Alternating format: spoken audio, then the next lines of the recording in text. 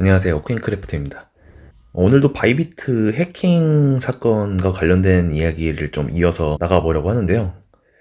과연 이 바이비트를 해킹했던 해커들, 과연 잡을 수가 있는 것인가에 대한 이야기를 해보려고 합니다. 언론에서는 이 바이비트 해커의 배후로 북한의 라자루스 그룹을 지목을 하고 있지만 아직까지 명확하게 밝혀진 부분은 없어요. 그렇기 때문에 그 이야기는 논외로 하고 과연 이 바이비트 해커들을 잡을 수가 있을지에 대한 얘기를 집중해서 이야기해보도록 하겠습니다. 오늘 뉴스에 약간 흥미로운 기사가 났는데요.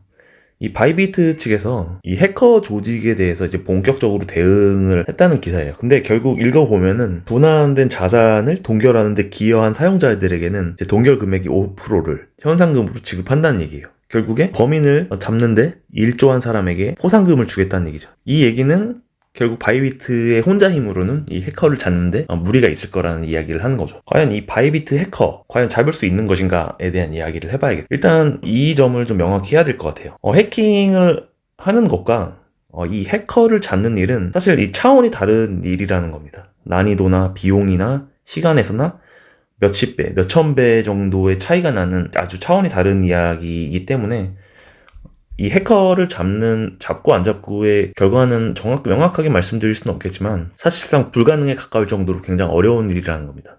바로 그 첫 번째 이유는 이 블록체인이 가진 이 익명성에 있는데요. 이런 얘기를 하실 수도 있어요. 블록체인은 모든 거래 기록이 투명하게 공개가 된다고 하는데 왜 해커를 잡을 수가 없냐라는 의문을 가질 수도 있잖아요. 그 이유는 바로 여기에 있어요.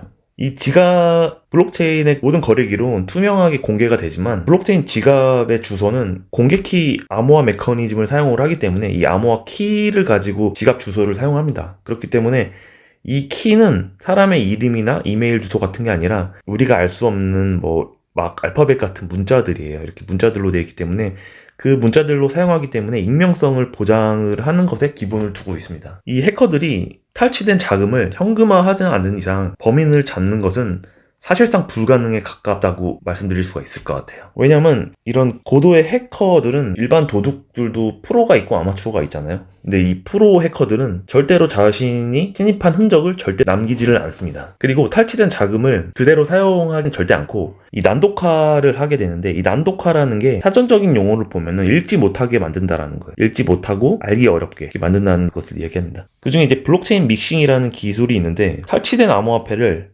여러 개의 지갑을 통해서 이 수백 개, 수천 개의 트랜잭션으로 분리하여 세탁을 하는 방법을 이야기해요. 대표적인 이런 믹싱 서비스에는 이더리움 기반의 이 토네이도 캐시가 있고 비트코인 기반의 이 와사비 월렛이라는 서비스가 있습니다. 결국 누가 돈을 보냈는지 확인할 수 없도록 하는 것이 목적이고 이것을 한두 번 해서는 어느 정도 추적이 가능하겠지만 수십 번, 수천 번 반복해서 진행을 하면은 추적이 불가능하게 됩니다. 이 토네이도 캐시 같은 경우는 사용자가 자금을 입금을 해서 이 토네이도 캐시로 암호화폐를 보내게 되면은 입금할 때 이 암호화된 일종의 해시 값을 생성하여 저장을 하게 되는 거죠. 결국 이 해시 값은 결국 이 출금할 때 증명을 하기 위한 증거로 사용되는데 이 과정에서 사용되는 기술이 영지식 증명이라는 기술이 사용돼요. 제로 널리지 프루프라고 하는데 한번 설명을 했었죠. 그래서 이 과정에서 아주 엄청나게 많은 사람들의 자금이 섞이게 되는 거죠. 아주 여러 사용자들의 자금이 모여있다 보니까 이 원래의 입금 주소를 추적하기가 굉장히 어려워지는 거죠. 예를 들어서 여기서 100명의 사용자가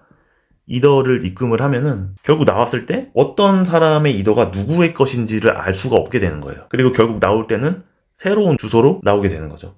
하지만 이 토네이도 캐시는 실제 2022년에 실제 이 라자루스 해커 조직이 사용했던 기법 중에 하나이기 때문에 이 방법만 사용은 하진 않을 거예요. 근데 이 방법을 사용함으로써 이 추적에 어려움을 주게 되는 거죠. 그리고 와사비 월렛이라는 것은 코인 조인이라는 기술이 사용되는데 이 여러 엄청나게 많은 비트코인 사용자들이 여기 있어요. 이 사용자들의 비트코인을 하나의 트랜잭션으로 합쳐서 원래 소유자를 알 수 없게 만드는 그런 기술이라고 할 수 있습니다. 또 이런 블록체인 믹싱 기술이 사용이 되기 때문에 이 과정에서 원래 주소가 뒤바뀌는 현상이 일어나는 거죠. 근데 이 블록체인 믹싱 기술이 한때 이 미국의 제재를 받아가지고 한때 사용이 중지가 됐었는데 여러 이제 프라이버시를 중시하는 사람들이 있기 때문에 일부 사용이 계속 되고 있어요. 바이비트에서 해킹된 이 분산된 자금이 이 토네이도 캐시로 자금이 들어갔죠.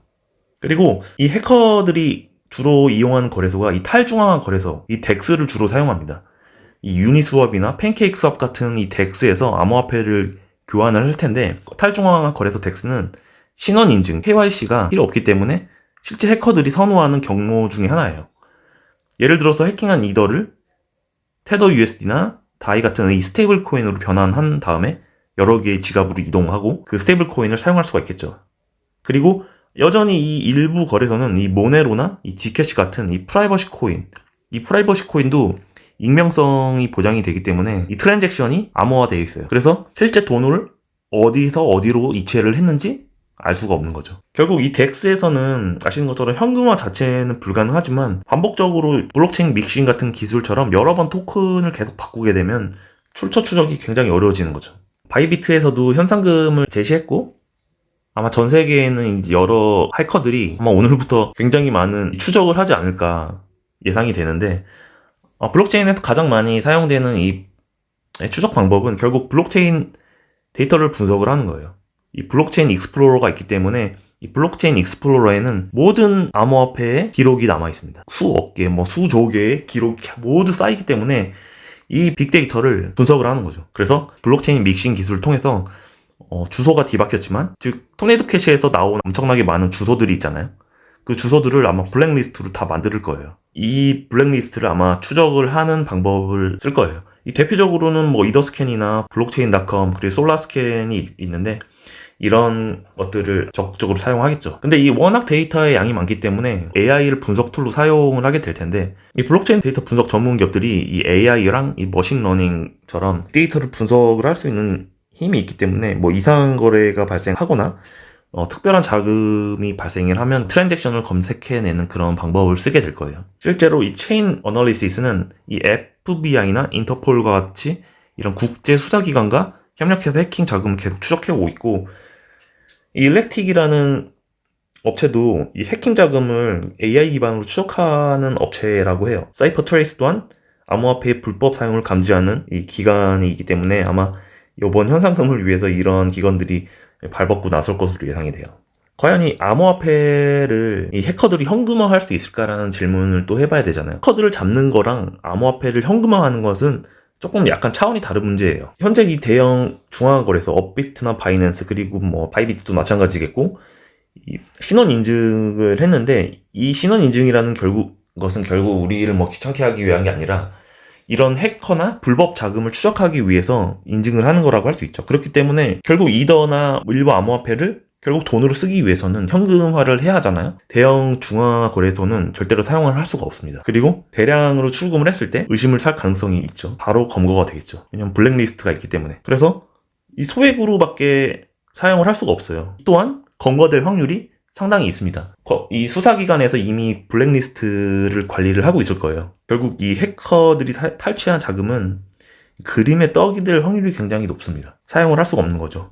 그래서 저는 이번 이 해킹 사건이 이 암호화폐 산업이 양지로 나와야 되는 이유를 뒷받침한다라고 저는 생각을 하고 있거든요. 첫 번째로는 해커들이 계속해서 이 새로운 방법을 계속 시도를 하고 있어요. 현금화를 하기 위해서. 이 해킹 자금이랑 불법 자금의 흐름을 추적하고 차단을 하기 위해서라도 이 암호화폐 산업이 양지로 나와야 하는 거죠.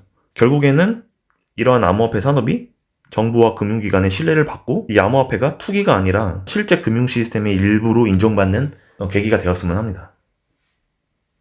그래서 오늘 바이비트 해킹과 관련된 이야기를 후속으로 이야기를 해봤고요.